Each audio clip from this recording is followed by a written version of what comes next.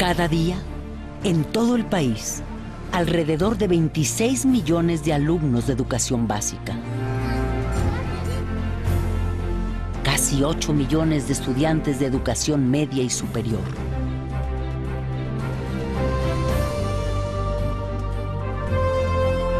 Y 2 millones de maestros de todos los niveles protagonizan la hazaña de la educación pública mexicana.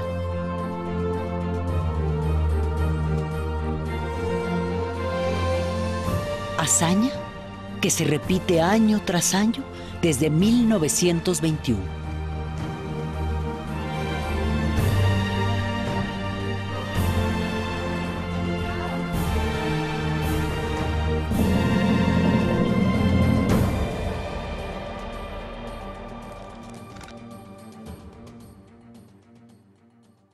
Que pues yo no soy millonario para dejarles su futuro asegurado. Lo único que les puedo dejar es los estudios. Yo quiero que tenga una carrera, que tenga las oportunidades que nosotros no teníamos. Que no vivan pues en la ignorancia como uno. En sus diccionarios, ustedes quiero... El pilar de este esfuerzo a lo largo de los años ha sido el artículo 3º constitucional surgido en 1917. La educación que imparte el Estado debe ser gratuita y laica. 2 principios de ejercicio democrático que han contribuido a la formación de millones de trabajadores, técnicos y profesionistas en todo el país durante décadas. Tener el servicio educativo, que los chicos asistan a la escuela, que permanezcan en ella y que concluyan sus estudios cuando debe ser, pues se dice muy fácil, pero conseguirlo es muy complicado, ¿no? En la educación gratuita y laica no se distinguen diferencias sociales, económicas, de raza o religión. Es también sinónimo de respeto a las creencias religiosas que cada individuo, cada familia, tiene derecho a ejercer. Conejo. ¿Cómo puedo dar una clase si mi religión no me lo permite? No podría ir un niño con una religión diferente a una escuela, digamos, católica o cristiana o lo que sea. La escuela atiende a todos y debe ser respetuosa de las creencias y de las no creencias de todos. Porque siento que una cosa es la religión por un lado, eso se lo tiene que dar la familia, y la educación junto con los padres en la escuela. Y me gusta la pública por eso. En 70 años, pasamos de la primaria obligatoria a que también lo fueran la educación preescolar y la secundaria, bajo el concepto de educación básica. México tiene la tasa de cobertura de educación preescolar más importante del planeta. Y eso no lo dicen en los críticos de la educación. Recientemente el Congreso de la Unión aprobó que sea obligatoria la educación media superior o bachillerato a partir del año 2013.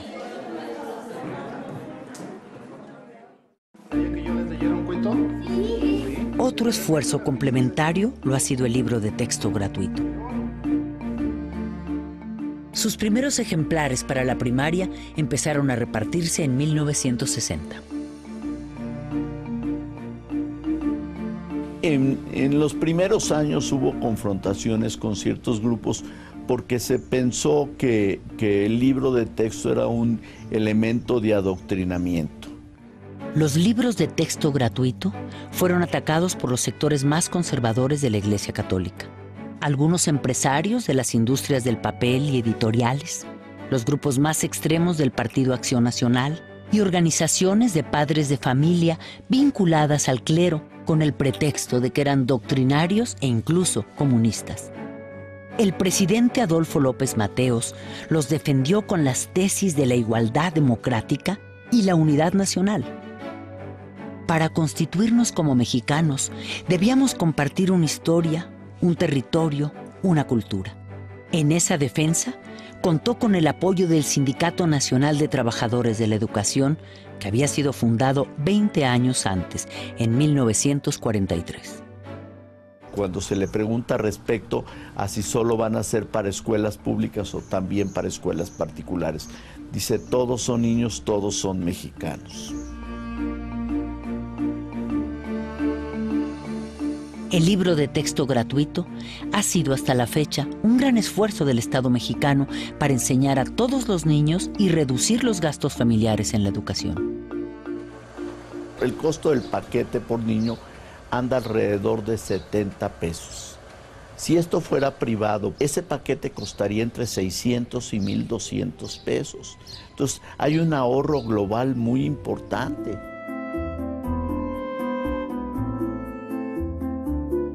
La escuela pública mexicana, la universidad pública, han sido el semillero de quienes han luchado por la transformación de México.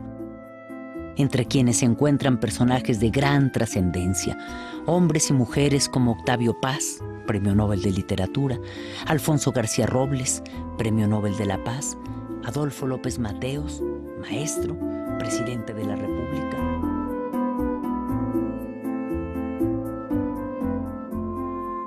Para mí la escuela es muy importante en mi vida, porque creo que sin ella no seríamos nada, sinceramente.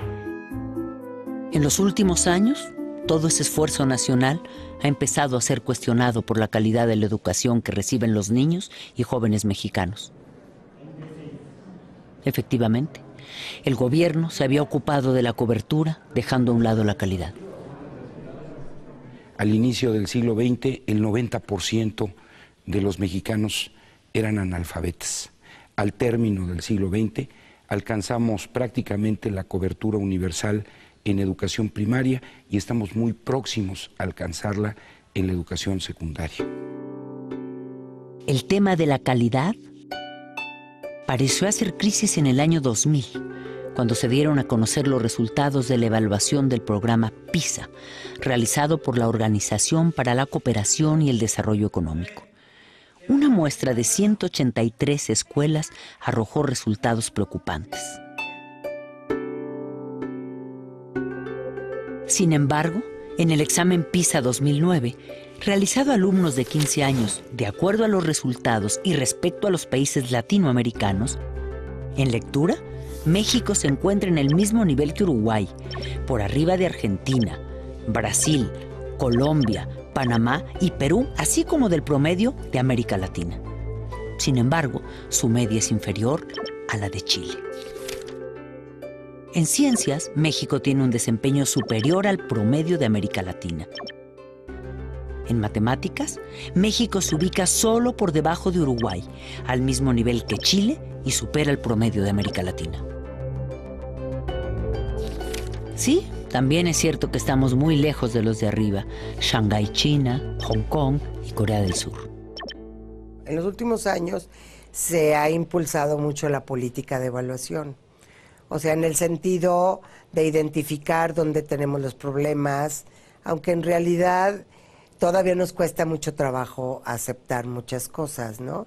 Entonces damos resultados de PISA, por ejemplo, ¿no? Y si México está en tal o cual posición, de manera muy simplista respecto a otros países de la OCDE, y no nos metemos a analizar nuestros resultados a fondo. La educación mexicana, en términos puramente técnicos, está ligeramente por debajo de lo que es esperable en función de la mezcla social del país. Un país inequitativo, de las dimensiones de la inequidad de México, ¿qué querían que obtuviéramos en PISA? No evalúes solamente el resultado de enlace, evalúa también el tipo de relaciones, el tipo de procesos, todo lo que se vive en una escuela, para poder que tengas una evaluación integral. La calidad educativa, para ellos es importante la calidad educativa, pero ellos no se dan cuenta de todos los problemas y carencias que hay dentro de un salón de clases, ¿no? Desde el alumno que a lo mejor su mamá no tiene para traerlo a la escuela, desde el alumno que viene arrastrando con las problemáticas de los papás y que llegan a la escuela llorando y maestra me pasó esto. Entonces, ¿cómo voy a pedirle yo al niño que aprenda de la misma manera que un niño que tiene a sus papás con ellos, que no tiene carencias? Más 14. Hay mucho trabajo detrás de cada cantidad. Entonces me gustaría más que centrar a esas escuelas y ver que a veces un 6 en un alumno implica un reto muy grande. Y para los de fuera decir un 6 dices panzazo, pero desde dentro ese 6 es más que un 10. 11. ¿Ese resultado? Entonces vámonos con la otra. ¿Qué operación tienes que hacer? ¿Qué operación tienes que hacer? ¿Una qué? Resta. 18. Otra más. 6 más 14.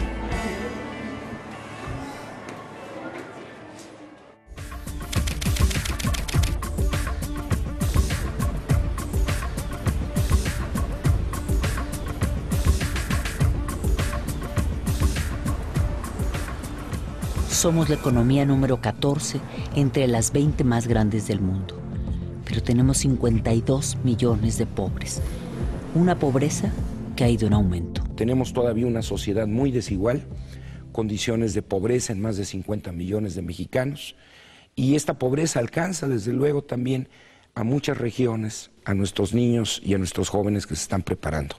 La educación mexicana es fiel reflejo de la conformación social y económica del país.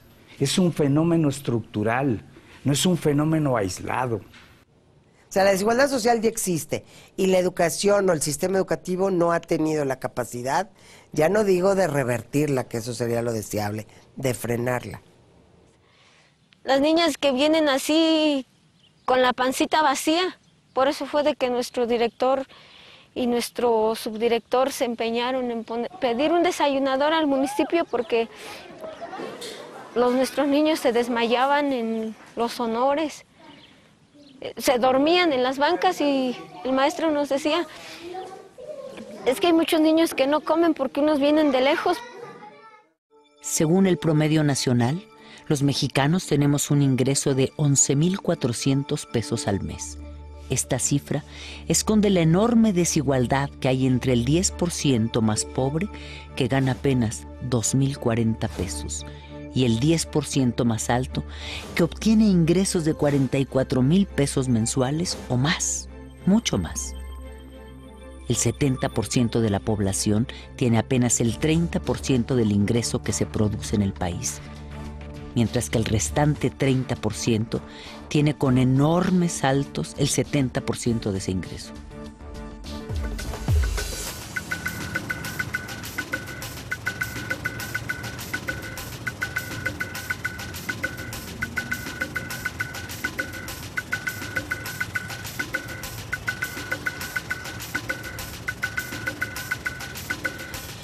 De acuerdo al Instituto Nacional de Estadística y Geografía, el INEGI, de nuestra población económicamente activa, un 29%, 14 millones de personas, trabaja en la economía informal. No, de hecho ya terminé la preparatoria. Yo siento que no tuve beneficio alguno, porque pues sigo aquí todavía. Yo pensaba que a lo mejor era más fácil conseguir algún trabajo, pero no hay nada. He buscado a ver de qué encuentro. Por ejemplo, he sido chalán de albañil, he trabajado en tortillerías, imprentas, y no, es poco el trabajo. Sí. Ni para estudiar, porque como le digo, pues no contaba con el dinero que necesitaba. Poco más de 45% de la población de 15 a 19 años de edad no estudia. La segunda cifra más alta entre países de la OCDE. Para estudiar pues tiene uno que tener los recursos, ¿no? Y las posibilidades, cosa de que muchos no tenemos. Dejé de estudiar porque pues necesitaba trabajar también, ¿no? Pues porque no, yo estaba estudiando pero pues ya no y pues es muy difícil, ¿no? Yo terminé la secundaria y esperé un año para entrar a la prepa y en ese año estaba buscando trabajo como técnico en contabilidad y bien poquito acá. Y como le digo, no, nada de prestaciones, nada de eso, nada. ¿No? Mucha gente que cree que prefiere decir, no, pues mejor me voy a la calle a vender dulces, ¿no? O a limpiar parabrisas, porque pues ¿de qué me va a servir estudiar si después no voy a encontrar trabajo? Sabemos que hay programas compensatorios, pero estos no llegan a toda la población que los necesita y sus montos no resuelven el problema. La deserción empieza con las carencias en el hogar. Muchas familias necesitan que sus hijos se pongan a trabajar lo antes posible, como sea. Primero está la sobrevivencia. Por ejemplo, ahorita que es el tiempo de siembras, pues le van a ayudar a los papás a tapar el maíz o a tirar abono. Mis padres me dicen que le eche muchas ganas, que puedo salir adelante.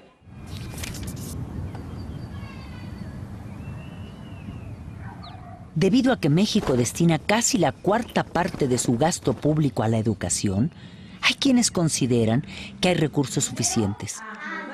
Pero tan solo en los últimos 6 años, la economía mexicana ha crecido apenas al 2% anual. Ha aumentado la cobertura en educación media superior y en educación superior. Por ello, en términos reales, el presupuesto educativo no ha crecido para hacer frente a las necesidades que el esfuerzo de calidad requiere. La Organización para la Cooperación y el Desarrollo Económico parece no coincidir con que haya recursos suficientes para la educación. De acuerdo con su reporte educativo 2010, México invierte 5.7% de su Producto Interno Bruto en educación, más que Brasil, con 5.2%, pero menos que Chile, con 6.4%. El gasto por cada estudiante en educación primaria es de poco más de 27,000 pesos al año, pero el promedio de gasto de los países miembros de la OCDE es 3 veces mayor.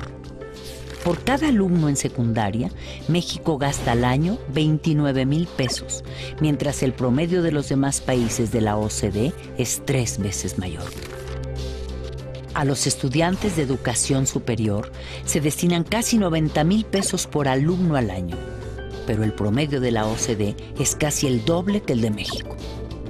México invertía por la capacitación de cada maestro $800 al año por maestro, mientras nos avientan el examen de enlace y luego nos miden con los países de la OCDE y resulta que la OCDE está invirtiendo $9,000 al año por capacitar al maestro. De ese tamaño la diferencia. Un problema adicional es la falta de cobertura en los diversos niveles educativos, excepto la primaria.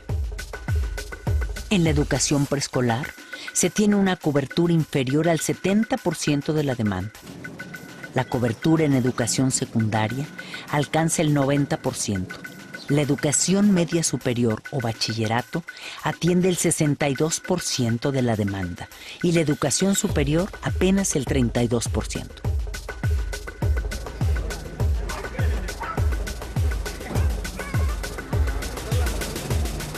Las opciones se las dan a otros y no entran casi todos. La opción que quiere la primera casi muchos no se quedan. Yo quería diseño automotriz, con algo así de carros y todo eso, pero pues no. Pues es que no, los gastos eran muchos.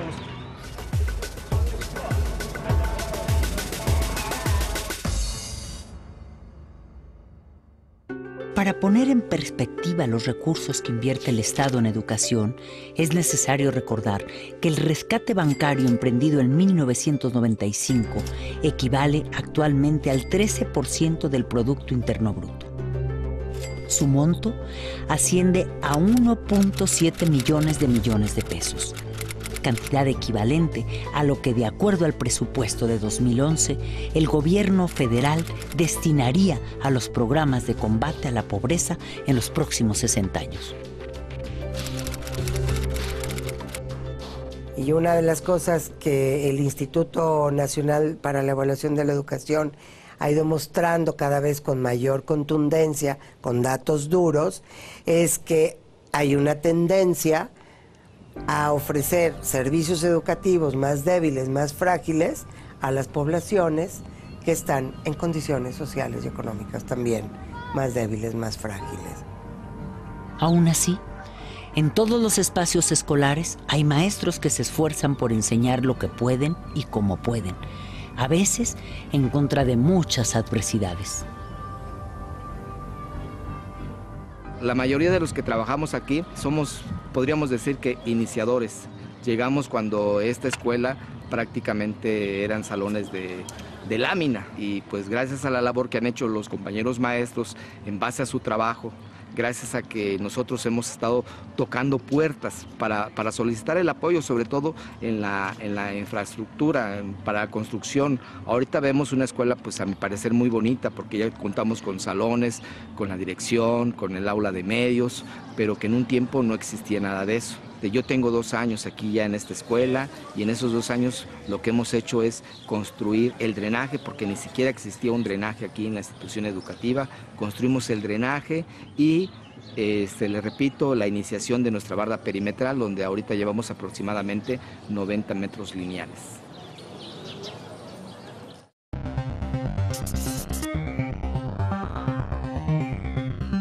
Para elevar la calidad de la educación en el mundo globalizado, es imprescindible el uso de las tecnologías de la información, en particular Internet.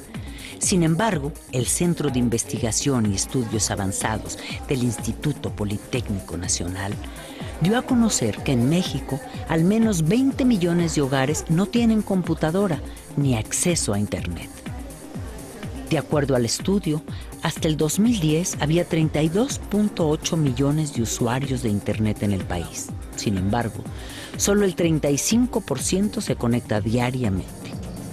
Tomen nota de eso, chavos. A pesar de las carencias, en años recientes, los críticos de la educación han dirigido sus cuestionamientos a los maestros del Sindicato Nacional de Trabajadores de la Educación, como si ellos fueran los mayores responsables de la deficiente calidad educativa. Hay muchos niños irrespetuosos, que ya no respetan al maestro, que para ellos el maestro es un cero a la izquierda, pero también depende mucho de los papás, porque el mismo papá te dice, es que no le hagas caso a tu maestra que está loca, es que a mí me ha tocado escuchar, no es en mi grupo, pero fuera de, cuando te toca la guardia en la puerta, el que entra un niño y la mamá le dice, si te dice algo, la vieja loca, no le hagas caso. O sea, eso no es posible que los papás le enseñen eso a los hijos. No es tanto perder la dignidad, pero sí somos mal vistos por la sociedad, porque entendiendo que si hay un problema, el problema se lo quieren achacar a la escuela, y quienes están en la escuela pues son los profesores. Es decir, si hay bullying, en la escuela. Si hay obesidad, en la escuela. Si hay una emergencia sanitaria, en la escuela. Todo quieren sacarlo de la escuela. Cuando les conviene somos salvadores de la patria, y cuando no somos lo peor de la patria. Aproximadamente el 90% del presupuesto gubernamental anual de educación corresponde a sueldos y salarios, pero no todo ese dinero es solo para maestros. En este porcentaje se incluyen también los salarios de todos los niveles de la burocracia de una gran cantidad de dependencias de la Secretaría de Educación Pública. Es una labor muy noble, ¿sí? Trabajamos con recursos humanos, trabajamos con corazones, trabajamos con niños y jóvenes, que finalmente son el futuro de una sociedad. Y desde mi punto de vista, no creo que el salario de un maestro corresponda a lo que realmente el maestro está desempeñando en su aula. Le puedes pagar al maestro por horas de trabajo, pero no me parece que le estés pagando, o le estén pagando, o nos estén pagando por el nivel de responsabilidad en el aula, ¿no? El ingreso de un docente, ahorita en jornada ampliada, porque esta escuela es jornada ampliada, es otra modalidad, 5,100 a la quincena más o menos. Que la proporción mayor se va a nómina, y eso ha sido producto de un proceso de resarcimiento salarial del gremio magisterial, lo cual es muy importante, ¿verdad? O sea, yo creo que si queremos tener buenos maestros, tenemos que tener que estén bien pagados los profesores, pero no basta eso. Ahora bien, hay que recordar que todavía en 1989 los maestros ganaban entre 1 y 1,5 salarios mínimos en promedio al mes. Recordamos aquí unas palabras del reconocido e innovador pensador de la educación, Paulo Freire. La lucha de los profesores en defensa de sus derechos y de su dignidad debe ser entendida como un momento importante de su práctica docente. El combate en favor de la dignidad de la práctica docente es tan parte de ella misma como el respeto respeto que el profesor debe tener a la identidad del educado, a su persona, a su derecho de ser. Todos estaremos siempre de acuerdo en la necesidad de mejorar la calidad de la educación. Pero esta pretendida calidad tiene muchos componentes que rebasan al aula en nuestra compleja realidad nacional. ¿Sí es lo mismo? Calidad es muy distinta lo que representa para un padre de familia, por ponerte un ejemplo, cuyo hijo va a una escuela rural en Huachochi, Chihuahua, que lo que es la calidad de la educación para un padre cuyo hijo va a una escuela privada en la Colonia del Valle. Lo que esperan ambos es totalmente distinto. Desde 1991, el CENTE propuso programas prioritarios de mejoramiento de la calidad, como la lectura y la escritura, matemáticas, computación, razonamiento básico en ciencias naturales y la cultura cívica. Programa Nacional para la Actualización y Profesionalización de los Maestros. Poner en marcha los mecanismos de carrera magisterial. Involucrar en mayor grado a los padres en la tarea educativa. A partir de 1994, el CENTE ha propuesto e insistido también en los siguientes temas. Definir los valores, objetivos y fines del sistema educativo nacional y los medios para su realización. Dar prioridad a las políticas que garanticen la cobertura universal de la educación básica con equidad y calidad. Que los medios de comunicación masiva asuman su responsabilidad con la educación nacional. Fortalecer los recursos y la capacidad profesional de las escuelas. Canalizar, estimular y regular la participación social. Incrementar el presupuesto educativo en términos reales, de manera sostenida, y generar una política de Estado en educación de largo plazo. Y la creación de un organismo autónomo de la SEP y el CENTE para evaluar a maestros y alumnos. Son propositivas, digamos. Hay una propuesta del sindicato para atender a la educación que está asesorado por intelectuales, académicos de todo el mundo, de muchas partes del mundo, de muy alto nivel. Y que en realidad el sindicato tiene ciertas propuestas que con mucho rebasan los planteamientos del propio Estado, ¿no? Bueno, muchos temas han sido iniciativas del propio sindicato, no han surgido de las autoridades. El tema, por ejemplo, de participación social en la educación fue una iniciativa directa del Sindicato Nacional de Trabajadores de la Educación. Hoy en día en la agenda nacional el tema de la evaluación universal de maestros, bueno, pues ha sido una iniciativa que ha venido impulsando de tiempo atrás el propio sindicato. La prueba de enlace finalmente fue una visión muy clara de la dirigencia del CENTE. El examen a docentes para adquirir una plaza finalmente fue una visión muy clara y una postura que fijó con mucha claridad el magisterio a nivel nacional, en este caso la dirigencia del CENTE. En la actualidad, pues ahora ya estamos con la situación del examen de oposición, ¿no?, para la asignación de plazas. Esos son los nuevos mecanismos que tenemos en la actualidad para la asignación de plazas, ¿no? Hay que concursar por ellas y hay que ganárselas, ¿no? Yo de verdad no conozco un maestro que haya comprado su plaza. Si es así, yo a lo mejor hubiera hecho lo mismo, ¿no? Porque fue 1 año y medio en que tenía que hacer trabajitos de pintura, rótulos, y digo, batallé bastante para entrar a trabajar. La evaluación es un factor que podría decirse que culmina y al mismo tiempo da inicio a nuestro quehacer cotidiano. Estamos acostumbrados a ser evaluados. Yo creo que el maestro no se niega a ser evaluado, ¿eh? No nos negamos. Está bien, nos actualizamos. Aquí lo importante en la cuestión de la evaluación es, primero, que sea como claro. Debe quedarle muy claro al profesor cuál es el motivo de esa evaluación. Porque viene como la clínica del rumor, ¿no? Donde te van a correr, te van a quitar la plaza, te van a... muchas cosas. Entonces sí me parece que no nos debemos ser evaluados, sí la parte de la información primero. Debe quedar claro en qué consiste la evaluación, para qué se te va a evaluar y cómo se te va a evaluar. Y digo yo, bueno, si va a ser para mi bien, pues adelante, ¿no? Yo para ver en qué tengo yo que mejorar, o en qué estoy bien y qué es lo que me hace falta. Yo creo que después de la evaluación que estamos en este momento instalando para nuestros maestros, tendrá que venir la evaluación también de las autoridades, incluyéndonos quienes encabezamos estas tareas a nivel estatal, porque todos debemos estar sujetos a ese balance y a esa rendición de cuentas ante la sociedad. Creo que los maestros tienen una cultura de evaluación tanto para ellos como para los alumnos. Faltaría el sistema educativo, sus funcionarios, porque puede no haber secretario de educación, inclusive, y el sistema educativo avanza. Y eso es basado al esfuerzo y el profesionalismo que tienen los maestros de México.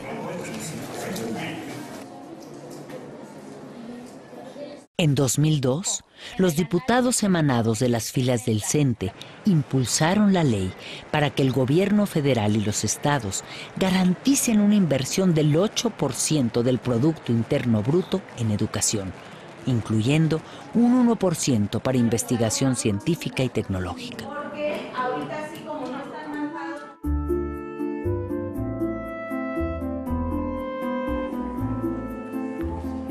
También iniciativa del CENTE ha sido el programa Escuela Siempre Abierta, iniciado en 2008. El CENTE planteó la necesidad de que las escuelas públicas se abran a la comunidad, amplíen sus horarios de atención y promuevan la participación de los padres de familia para contribuir con el desarrollo integral. Escuelas de tiempo completo es una propuesta para que los niños puedan aprender en ese tiempo extra de que no son clases regulares, puedan tener otras habilidades, puedan adquirir mayores habilidades acerca de la lectura, la pintura, la música, esas habilidades que muchas veces no nos da tiempo en clases de tiempo regular por la premura de cumplir con un programa establecido. La Escuela Primaria Centro Urbano Presidente Alemán es una escuela de jornada de tiempo completo, que su horario implica es de 8 a 4 de la tarde. Aquí los niños tienen la ingesta de alimentos después de la 1 de la tarde y tienen sus actividades del programa de escuelas de tiempo completo.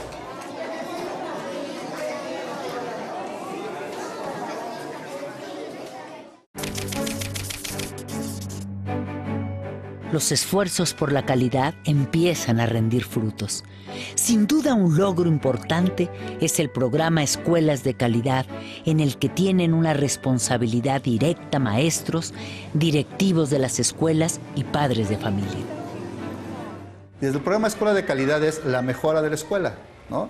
Partir de un diagnóstico, partir de necesidades específicas del aula, de la infraestructura, de la capacitación de los maestros, y a partir del diagnóstico elaborar un plan de trabajo que vaya favoreciendo o beneficiando para mejorar las necesidades, ¿no?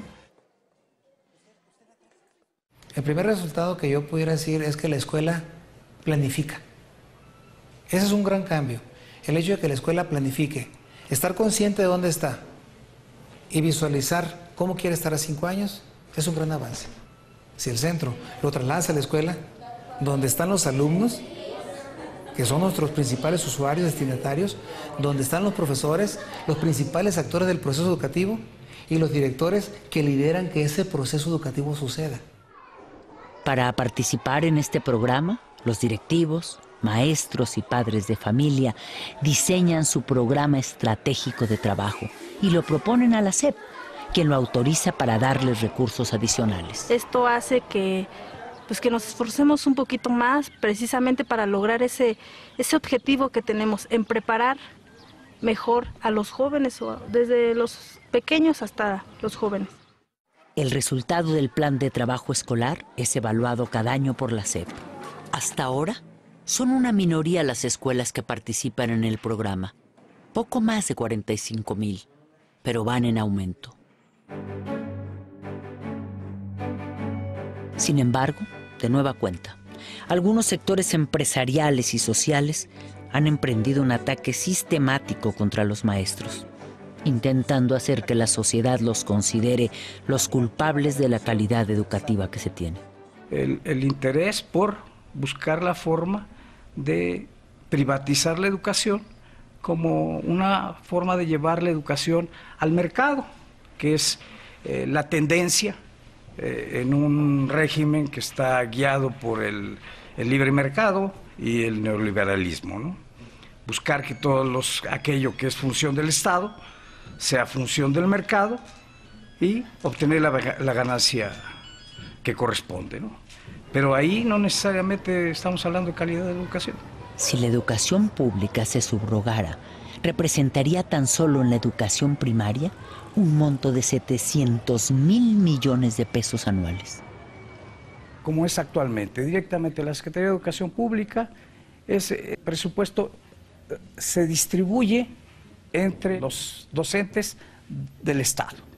Si eso se cambia el modelo y se hacen escuelas subvencionadas, ese mismo presupuesto va a pasar a los dueños de las escuelas y van a ser los mismos maestros, porque no tenemos otros. Y van a ser los mismos directores, porque no tenemos otros. Y van a ser las mismas escuelas, porque no tenemos otras. Lo que pasa es que van a administrar otros. Y esos son los que van a recibir la ganancia de este modelo. Hasta ahora, a pesar de todos los estímulos que recibe, la educación privada solo atiende a poco más de 12.9% de la demanda educativa a todos los niveles.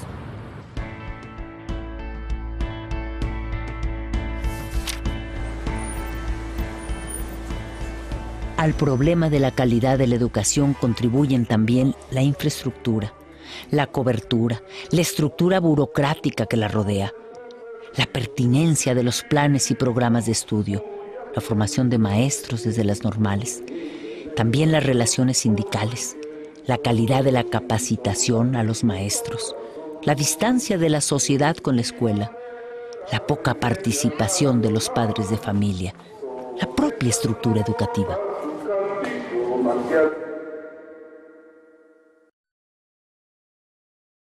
Tenemos que recuperar el respeto por la escuela. El sistema educativo no se cae porque hay decenas de miles de maestros que hacen bien lo que tienen que hacer con lo que tienen. Ojo. Hoy en día, el maestro es pisoteado por todos. Padres, autoridades, entre nosotros mismos. Hemos perdido, los niños obviamente, ahora los docentes, creo yo, están considerados como nanas de los niños, o es como los padres quieren verlos. Nos están dejando la responsabilidad a nosotros de la educación de los niños, y la educación se da en casa. Aquí vienen a aprender conocimientos y otro tipo de cosas. Sin duda, hay un amplio interés por la calidad de la educación y un debate permanente al respecto. ¿Cómo ponernos de acuerdo en los cambios estructurales que se requieren? ¿Cómo lograr una reforma educativa de gran calado?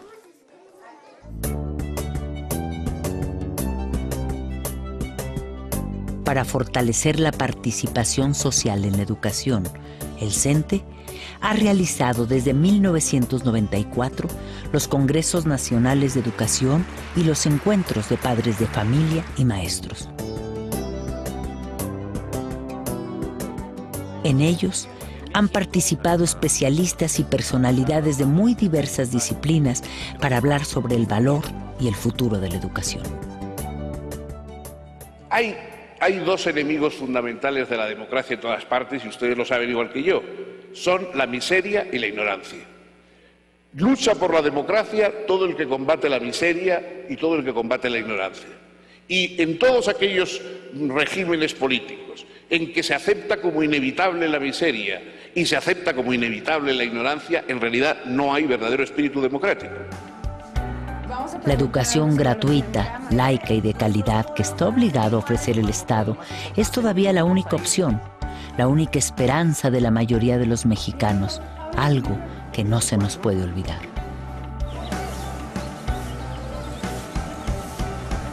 De ahí que la profunda transformación que la educación reclama dependa de que todos estos actores cobren conciencia de que con su participación creativa y constructiva estén dispuestos a encontrar las coincidencias para lograr objetivos compartidos.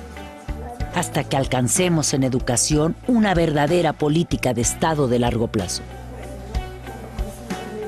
Y el mejor logro está por llegar.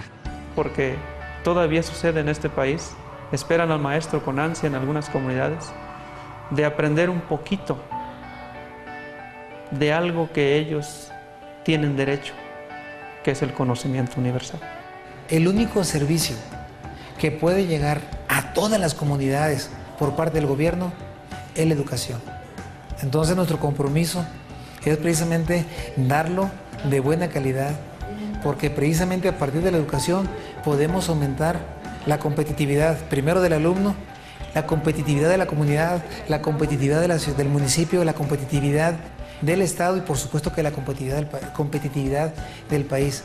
Cuando la señora de enfrente de esta institución educativa me dice, ya mis 2 hijos están en el poli, y que esos alumnos son egresados de esta institución educativa, donde pues, las condiciones al parecer no es para llegar a tanto, pues la verdad es que yo vengo luego y lo comparto con mis maestros. Es una motivación para mí y para ellos el transmitirles eso de los logros, porque son los árboles que nosotros poco a poco estamos sembrando, ¿sí? Para mí un niño que reprueba, que va mal, es un fracaso para mí, no para el niño, sino para mí, porque no tuve los elementos necesarios para que pudiera aprobarlo, ¿no? Cuando los niños salen bien, es un gusto. Y eso creo que no lo puedo yo cambiar con nada. Pues a mí me encantaría que todos pudiéramos, no sé, mandar a nuestros hijos a la escuela y terminaran 6º grado de primaria y secundaria y preparatoria, pero todos que pudiéramos hacer esto y no decir, hay niños que tal vez van a quedar en primaria y otros en secundaria y otros en preparatoria. Si todos pudiéramos alcanzar una educación, no sé, llegar a tener una licenciatura o no sé, tal vez no todos podríamos ocupar puestos en la sociedad, pero me imagino que tendríamos una sociedad por lo menos más limpia y más mejor. Daría las gracias a mi profesor Luis de primero de primaria y a mi profesor de física, porque gracias a ellos aprendí no solo cosas de la escuela, sino también experiencias de vida nuevas. Y más allá de ser solamente el maestro que estaba parado frente a ti, era un amigo, era una persona, era muy humano. Yo me siento feliz de haber estado aquí en la escuela pública y pues sí, siento que esto me impulsó a llegar a la UNAM, porque bueno, de cierta forma aprendes muchas cosas, no son tanto los conocimientos, sino cuestiones de otros aspectos, no éticos, cuestiones de vida. Yo creo que sí tengo mucho que agradecerles y finalmente el fruto de todo eso es que estoy aquí en la universidad, en Ciudad Universitaria y en la UNAM, ¿no?